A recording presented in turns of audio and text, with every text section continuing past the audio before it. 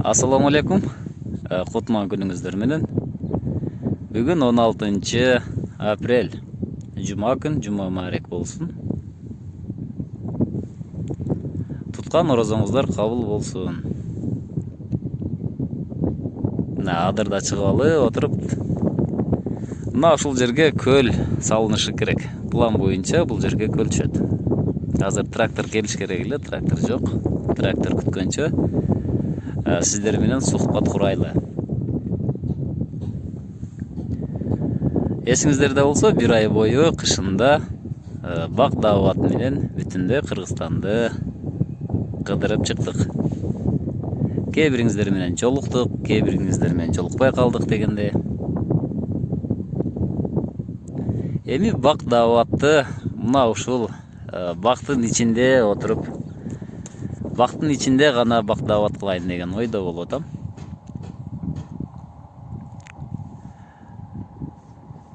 Азыр Ош жергесинде залыбызда көрүнүп турган тоо бул Керме тоо кыркалары, Керме тоо тоосу. Оң жагында бир аз көрүнүп турган бул Сулайман тоо. Мына ушул адырдабыз азыр. Бак даават бул бактын ичинде болуш керек окшойт. Бул жерде бак кылып баштаганыбызга 1 жыл болду, былтыр баштаганбыз. Былтыр бул жерге 3 гектардан ашыгыраак бак тиккенбиз. Бүгүн ушул бак кандай болуш керек, чарба кандай жүргүзүш керек, чарба боюнча азын-аулак сөз кылайлы. Эгерде туура эмес айтып алган болсом, комментарийга жазып коюңуздар. Себеби инсанбыз, адашып кетишибиз мүмкүн, жазып алган кагазыбыз жок дегенде. Эң биринчи бак болуш үчүн бак биринчи коргон болуш керек. Айтып эле жүргөндөй, бактын атасы коргон, энеси суу. Былтыркы жылы коргондогонбуз бул жерде. Тегинде көрүнүп турган бачок былтыры ушул бакты тамчылатып суугаруу менен суугарган.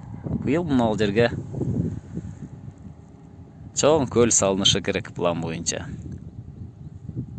Туурасы 15 метр, узуну ушундай 70 метрдей болот. Жагында 2000 тонна сууга эсеп алып атабыз. Мына ушул жердеги 40 гектар жерди тамчылатып суугаруу менен жеткириш керек. Быйыл суу проблемасын чечип алсак, анда бак буйруса жол менен шыдыр кетет. Жигиттер азыр тооккана салып атышат. 2 этаждуу тооккана, 2 кабаттуу. Биринчи кабатында буйруса жерси деген порода тооктар болот. Үстүндө болсо кадимки жумуртка бере турган ак тооктар, инкубатор тооктар болот.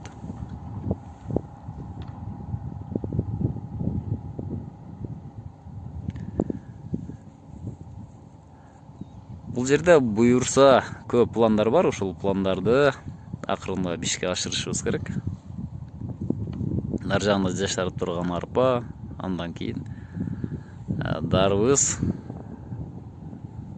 тиге турган планыбыз бар буйруса. Чарба болгондо бул жерде бардыгы бири-бирине байланышы керек. Бир гана сырье кылып чыгарбастан бул жерде кайра иштетүү дагы болушу керек. Мисалга бул жерден жүгөрү чыгара турган болсок, жүгөрү мека. Бул жерде саан уй болуш керек.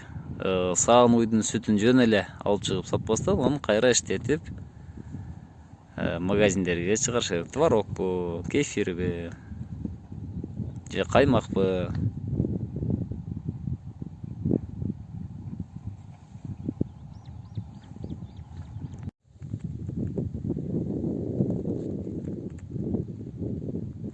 Багбанчылык тармагы сөзсүз түрдө мал чарбачылыгы менен, ошондой эле кайра иштетүү менен сөзсүз бирге кетиши керек.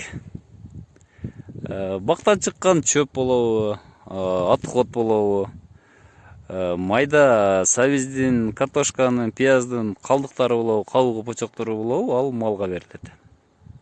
Малдагы жем болот. Андан чыккан, малдан чыккан мынакей кык боло турган болсо, кыкты мына ушундай топтоп туруп, көмсүлүп кайра бакка берсе болот. Мына залдыбызда чириген кык турат мынакей. Бул кайра бакка берилет.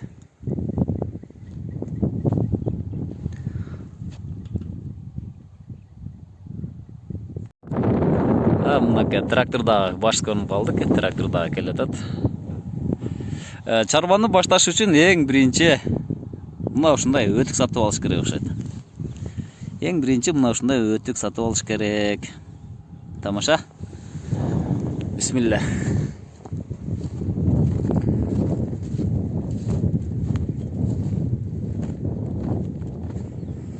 Турбаларды алып келип түшүрүп койдук. Турбалардын узуну 12 метр. 150 миллиметрлик.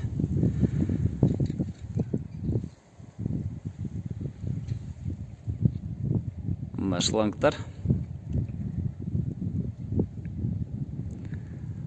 Калыңдыгы 0,8 1 сантиметрге жетпейт.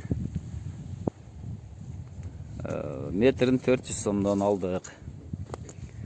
Кече күнү Москвадан заказ берген геомембрана да келди.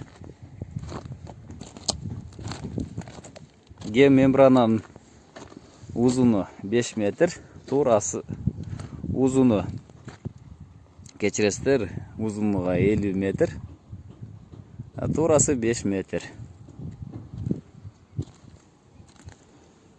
Калыңдыгы болсо 2 микрон мына катуу.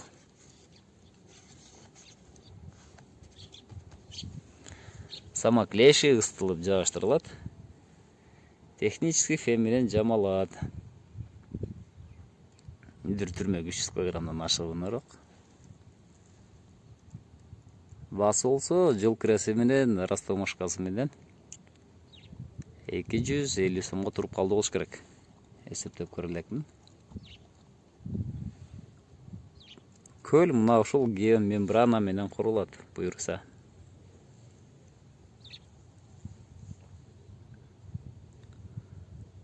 ПНД деп айтылат бул. Эгер ПВД болгондо бул высокое давлениеге чыдамдуу болот эле. Бул катуураак, калың 2 микрон келет деп айттык.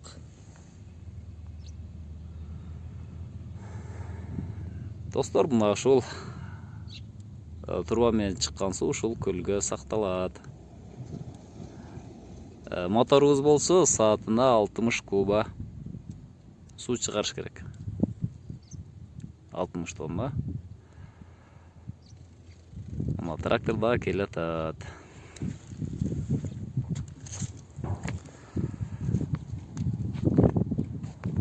Биздин каналга катталып, кабардар болуп туруңуздар. Буюрса кандай иштер болот. Биз кандай катаны кетирдик, кандай опыт алдык, кандай тажрыйба алдык. Буюрса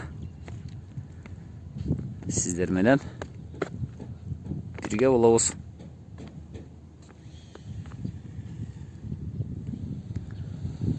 Тынч аман болуңуздар.